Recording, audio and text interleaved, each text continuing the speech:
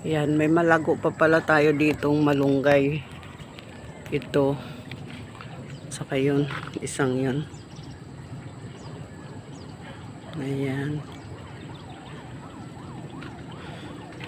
Kahit 3 puno po yan, naaagad namin yung mga malunggay na yan. Kasi halos pag tuwing kami magugula, may halong malunggay. Ayan, buhay na yung dragon fruit na itinanim.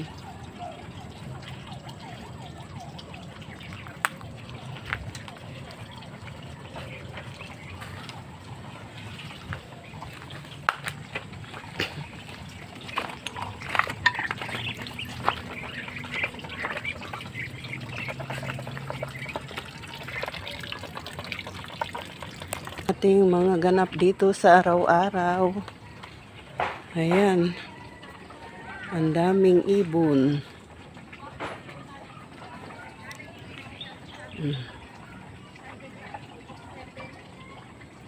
Daming ibon sa bubong. Ayan. May nagkikwentuhan dito sa aming gilid ng bahay ng aming mga alaga, guys. Ayan. Ayan, guys, samahan nyo ako. Patukain naman natin yung ating mga manok doon.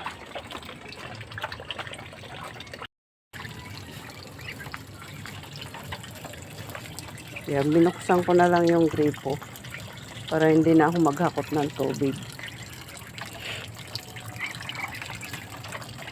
Ayan yung ating yung malunggay. Kaso nababalutan na ang malunggay ng patula.